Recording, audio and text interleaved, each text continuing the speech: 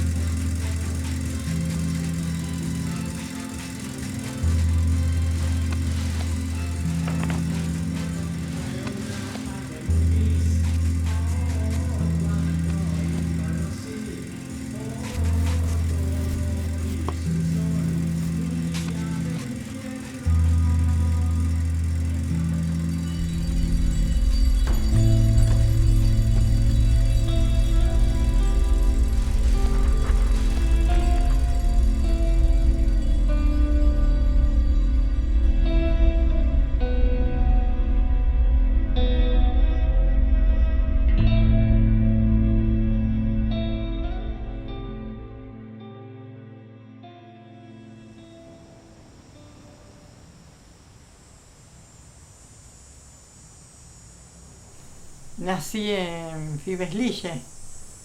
En el campo es distinta la vida, tenés más libertad para todo. Tenía 26 años en esa época. Alguien dijo, fue un tornado. Yo esa palabra no la había escuchado nunca. Ahí me enteré que existía. Jamás en la historia. Vos cuando sos chico decís, ay, que venga el viento, que quiero volar. Esto pasó acá, podía haber pasado en cualquier lado. ¿Qué sabe los tornados que hay que han pasado en los montes y no sabemos? Entiendo hoy en día que es cosa del destino, no hay vuelta que darle.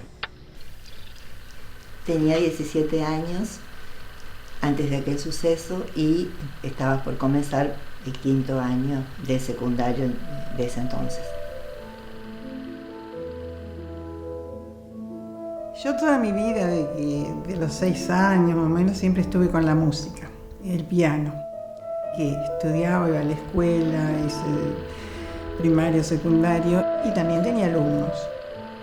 Y habíamos comprado el terreno para hacernos nuestra casa propia. Era nuestra ilusión.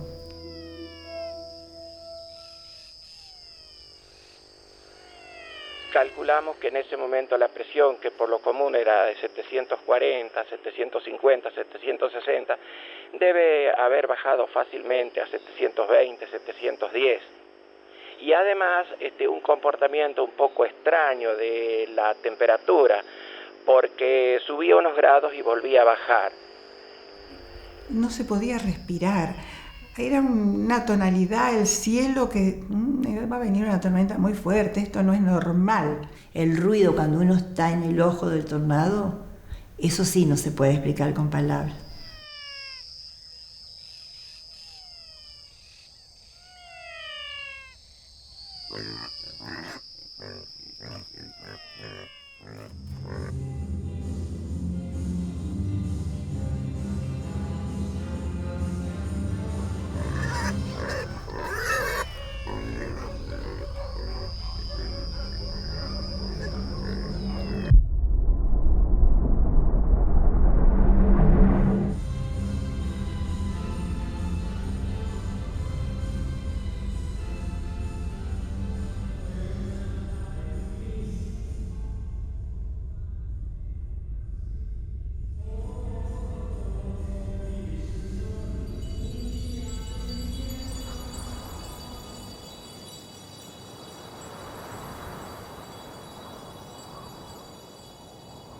A las 13:55 vimos una nube que sobre el cielo limpio avanzaba noroeste a sureste.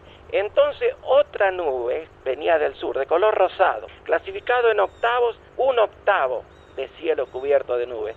Cuando esa nube se encuentra con esta otra que venía del norte, en rumbo contrario, es cuando se produce el ruido. Era algo así como si fueran muchos trenes que frenan simultáneamente en la estación. No el ruido de los vagones, sino ese chirrido particular de los frenos de un tren que se detiene. Voy a ver por una ventana y digo, ¡ay, cuántos pajaritos que vuelan! Y era como si fuera un petróleo, una nube negra que iba. Pero en ese momento parecían papelitos, pero no eran papelitos, eran chapas, heladera. Quizás me entredormí, no sé, pero sí escucho lo que dice Marta, ya mi mamá que venía como casi gritando, diciendo levántense, sálvense como puedan.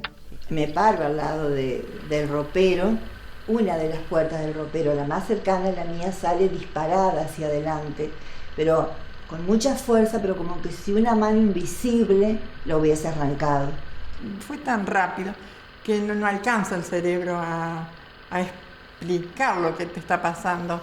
Yo alcanzo a llamar a mi marido, estaba mi suegra y tenía 2 nenas, una de 9 meses y la de 3 años. Yo agarro la de 9 meses y la abuela la alcanzó a agarrar a la otra chiquita. Y de ahí ya se tumbó todo. Por la velocidad de rotación del tornado produjo el vacío.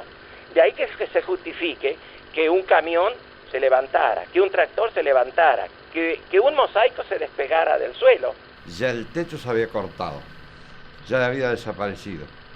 Miro para atrás así, un camión de punta que venía. Lo alcanzo a tocar, la rueda delantera del camión alcancé a tocar con la mano, pero no venía dando vueltas fuertes, sino que venía dando vueltas así como cámara lenta. Y entonces empezaron a sacarme, pero me sacaron mitad cuerpo, porque estaba atrapada por el ropero. Tenía una viga que me oprimía el estómago, yo caí boca arriba con las piernas dobladas. Yo veía que una pequeña lucecita por donde entraba agua. El agua chorreaba, derretía el cemento, el barro de los ladrillos, y entonces esa mezcla de arena, porla, iba tapando, cubriéndome. Atrás en la misma ambulancia viajaba mi papá, y bueno, yo ya no lo vi más a él. Ahí en ese momento cuando me estaban sacando, sí, ya él no tenía piel, se le había hinchado la cara, cabeza, todo, y falleció en Santa Fe. Ni siquiera tenía a preguntar cómo estaba. Cuando el doctor me dijo, bajate, que necesitamos la cama, salí caminando. No tenía idea, como una zombie. ¿Dónde está? Me acurruqué. No sabía lo que esperaba, lo que pasaba, no entendía nada. Y no había ninguno de ellos. Y bueno, me quedé ahí. Y la gente se empezó a enterar y empezaron a llegar. Y bueno, nos rescató una familia. Me rescató una familia, parientes, y me llevaron donde rompió directamente, cortó la ropa con la tijera porque era tanto barro y yo estaba tan lastimada que para no seguir lastimándome, fue rompiendo y rompía la ropa y la tiraba a la basura, la desechaba porque era imposible.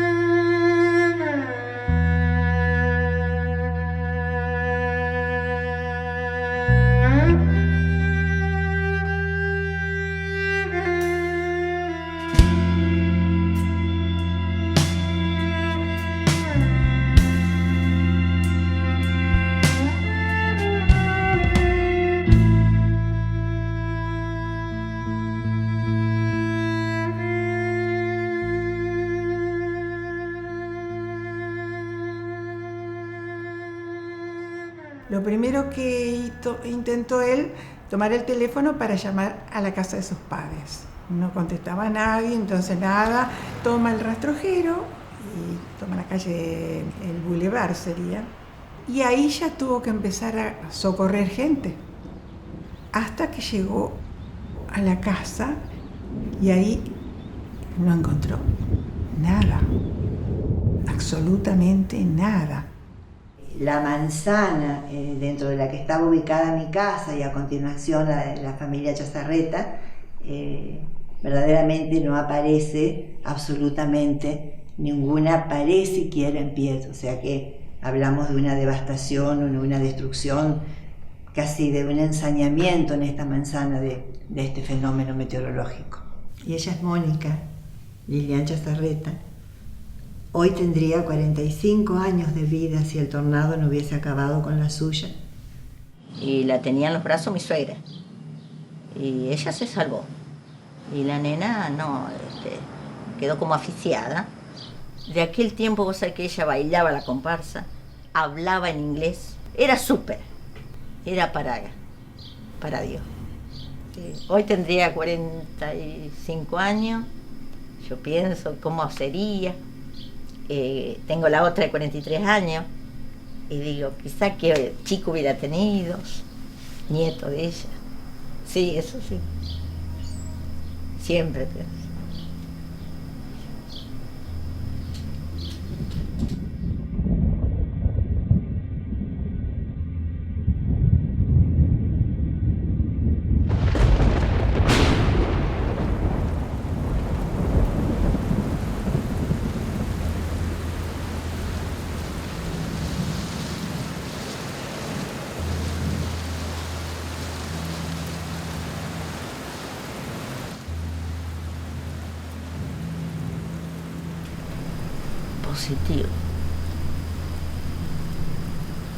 Positivo. Sí. Pero ahora es positivo, ahora que estoy bien. Pero en ese momento no fue nada positivo. Fue todo negativo. Yo me aferro en la música. Para mí la terapia es la música. El seguir trabajando y siempre estar en actividad. Esta tragedia es un trampolín a partir del cual yo cada día salto a la vida. Aprendés a plantarte en el ahora, a entender que la vida es muy corta para ser egoísta. Agradecer el hecho de estar viva, agradecer el canto de un pájaro, tener la familia que tengo. Pero va más allá. Creo que uno se deshace, o la vida te deshace, en acontecimientos todo el tiempo.